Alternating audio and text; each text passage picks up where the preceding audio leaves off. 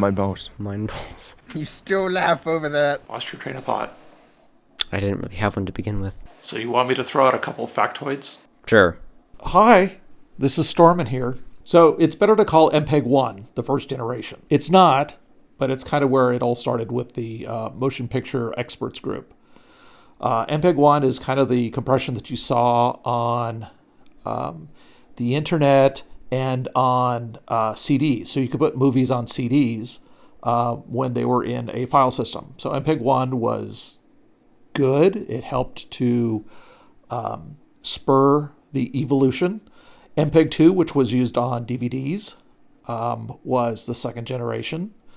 MPEG-4, which was used on Blu-rays in addition to other codecs that were available, was the third generation. And then for for 4K, we went to HEVC. Now, they kind of like backtracked the naming of the convention. So HEVC is actually H264. No. 265, sorry. Yeah. MPEG-4 was 264, and then MPEG-2, I believe, was called 263. So they just kind of named it backwards once they started using those terminology. We have H.266 coming out, which is called VVC, which is the versatile video encoder. That's the next generation. However, there have been some offshoots. In addition to MPEG-4 on Blu-rays, there was also the VC one, the video codec one, which I think Microsoft had something to do with. And there was another codec that was available for use on Blu-ray at the same time. Now, my understanding, and I haven't gone into this deeply, is that AV1, which was an offshoot of Google's efforts from VP8 and VP9, is supposed to be very, very similar to HEVC. The big difference is that all of the MPEG codecs require royalties to be paid to the people who developed the patents and still own the patents. And the patents stick around now for, I think, 25 years. Used to be like 17, but then they upped it because people wanted more money. And, they are entitled to a certain amount of money. But again, all of the MPEG patents, all of the MPEG codecs have patents attached to them. And if you develop, I believe it's encoders, then you are required to pay the royalties. If you have just decoders, then those I think are free, but don't quote me because I'm not a lawyer. But anyway, AV1 is supposed to be not necessarily compatible, but it's similar in its capabilities to 265, right? You get the same benefits over MPEG-4, the same increase in compression capabilities, those kinds of things. So going back to how you get, how you're able to compress video, the two big things are, as Chocolate said, or as I read, MC said, depending on who he is today, the eyes have cones and rods inside, and they have a different quantity of each, and they've also got different quantities of, rods throughout the retina in the back. And the human eye is more sensitive to luminance, black and white, than it is to color. So what you can do as part of the first stage of compression is you get rid of some of the color information. And you do that until you get down to a place where your direction is to maximize your compressibility, maximize the amount of data that you can throw away, while minimizing the effects that you can see. So just like when you decrease the audio bit rate down until you can just notice the difference and then you back it off a little bit, you do the same thing with video. So you start throwing away color as you can until you start noticing differences just in the color. But you are limited to the fact that displays and digital video is in a pixel by pixel basis. So you can only get rid of, a certain number of color samples in the pixels. So when you go from RGB to YCBCR, basically what you're doing is you're just doing a color transform and you're not losing any data as long as your precision is high enough and as long as your quantization is high enough. You should not lose any. However, that's never the case. So if you go RGB, YCC, just keep going back and forth with the same data. Eventually, you're probably going to lose the information, degrade the information, because you're not using the highest precision you can. So you really only want to do it once. But if you go to RGB to YCBCR in one step, the assumption is you're not losing any data. But the benefit of YCBCR is, do you know, Chocolate? It can be transmitted perfectly. No, the difference is now you have separated the black and white from the color information. Because when it's in RGB mode, you have one datum that is red, one datum that is blue, and one datum that is green.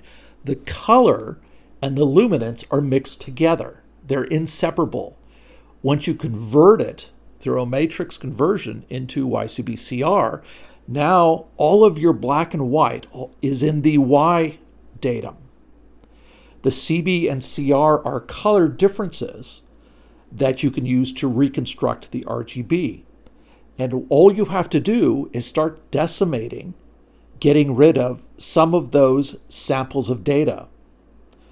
So when you go from YCC 444, which means you have an equal number of samples in every pixel, you have a Y sample, a CBR sample, and a CR sample, just like you did for RG and B. 422 gets rid of every other color sample. So you start with pixel 1, 1. You always keep the Y, but you get rid of a CB and you get rid of a CR. And then in the second pixel, you have a Y datum, but you keep the CB and you keep the CR. And then you just repeat this all the way across. And what that does is it decreases the amount of color information by half. So on 1,000 lines that go across, you will have 1,000 data of Y, but only 500 data of color. So instead of having 3,000 bytes, say, if you have 8-bit quantization, instead of having 3,000 bytes, you only have how much? You have 2,000. You have 1,000 Y, you have 500 blue or CB, and you have 500 CR. So 1,000 plus 500 plus 500 is 2,000. You've just gotten rid of a third of the data. The next step is you do it vertically. We've just done it horizontally. In one row, we've gotten rid of every other color sample or color sample pair of data. Now we do it vertically. So we get rid of, so the first line has all of these color samples. The second line has no color samples. All it has is the Y data. So we have 1,000 Y for the first line, 1,000 Y for the second line, but we've only got that 500 plus 500 for the color difference signals. So instead of having 3,000 for the first line and 3,000 for the second line, which is 6,000, all we have is 2,000 for the Y and 1,000, 500 plus 500 for the color difference signals. We have 3,000 data left over from the 6,000 that we started with. And that's why 420 uses half the bandwidth, has half the data as RGB or YCC 444. Now, in terms of HDMI, when you use 420, your transmit clock is half what it is between RGB and 420. So that's an indication of how you can save it. Now that's just the first step. That's the easy step to do. And you call that chroma subsampling because you're not using all of the color or chroma samples that you have. So you're just subsampling. You're using every one vertically and every one horizontally. Now, once you get into the advanced codecs, what you do is you use IPB, kind of motion estimation, but in reverse. So what you're doing is you're examining the scenes from one to the other, and not everything moves in the scene from frame to frame. So what we're looking at now, you can see that for the most part, my knees are staying in the same place, and the background of the couch and the wall and the books behind me aren't changing. So you don't need to compress those for every frame. All you have to do is say, okay, now my mouth and my hands and maybe the microphone, they're changing from scene to scene, from frame to frame. So we're only going to compress that, and we're going to say everything else in the frame is staying the same. So that saves a lot of data. All you're doing from frame to frame is just saying, here's what the differences are between this frame and the previous one. And then you do it for enough frames that you can get away with. Because eventually you're going to lose the coherency of the image and it needs to be refreshed. And that refreshing is done with a keyframe. Exactly. Now, some MPEG encoders you can vary what the keyframe rate is. So if you're watching something that's 30 frames per second, and the keyframes are coming out every 5 seconds, then you can see that it starts to get blocky and then it becomes clear again. That's when the keyframe hits. And then it goes okay for a little bit, it gets blockier and blocky, boom, then there's another keyframe.